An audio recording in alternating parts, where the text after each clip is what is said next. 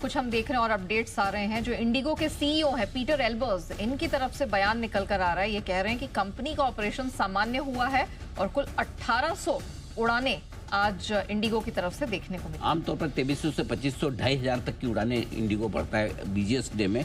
2000 से ज़्यादा हमेशा रहती है, लेकिन अगर 1800 तक पहुंचे तो ये वाकई में काफ़ी हद तक बैक टू नॉर्मल होने की कोशिश हो रही है।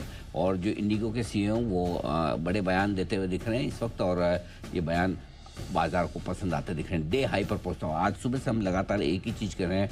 आज दिन है उनका जो पिटे हुए हैं, आज दिन उनका नहीं है जो अब तक मजबूत थे। सारे वो सेक्टर्स जो मजबूत थे वो हो गए हैं नीचे, और जो सारे कमज़ोर और पिटे हुए शेयर थे वो हो गए हैं ऊपर।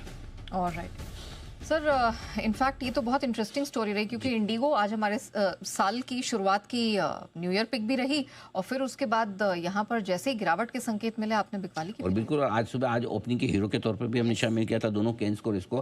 केन्स ने तुरंत एक्शन दिखाया, लेकिन इंडिगो ने एक्शन दिखाने में थोड़ा सा वक्त दिखाया। अब आप फ्यूचर्स पे लाइए, फ्यूचर्स पे एक बार देखिए 5025 आज डे हाई के आसपास पहुंचता हुआ इंडिगो आपको नजर आएगा। पिछले कुछ मिनटों में ये बहुत ही बढ़िया रिकवरी आती हुई दिखी है। इंडिगो के सीईओ का ये कहना है कि अब धीमे धीमे उनके कंपनी का कामकाज एकदम नॉर्मल लेवल पर आ रहा है।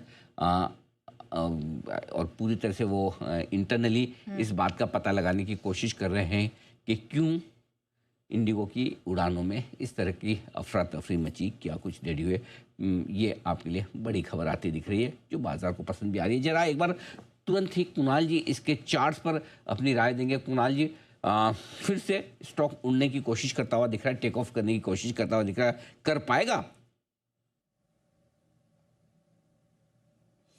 अनिल जी देखिए, सबसे पहले तो आपने जो आज किया है ना जी, वाकई में काफ़ी ब्रेव एंड बोल्ड, मतलब आपका सवेरे का एनालिसिस था केन्स में भी और इंडिगो में भी। और मुझे लगता है कि इंडिगो में एक डेफिनेट पुल बैक तो आता हुआ दिख रहा है, और इतनी बड़ी गिरावट के बाद जहां हमने मल्टीपल ब्रेकडाउन्स देखे हैं, उसके बाद इस तरह का पुल बैक आना स्वाभाविक होता है। और हम देख रहे हैं कि वॉल्यूम भी कम हो रहा है, तो एक यहाँ पर सेलिंग जिस तरह की है वो एक बार के लिए थमती हुई नजर आ रही है। मुझे पुल बैक की संभावना दिखती है, और पुल बैक में हो सकता है कि आपको 5200 तक का भी एक मूवमेंट आता हुआ दिख जाए। लेकिन इन स्तरों पर खरीदारी मुझे भी लगता है कि थोड़ी रिस्की होगी वॉलेटिलिटी के मद्देनजर। तो अगर पहले से लॉन्ग पोजीशन है तो होल्ड करें और उछाल में निकलने का प्रयास करें, नई खरीदारी की मेरी राय नहीं।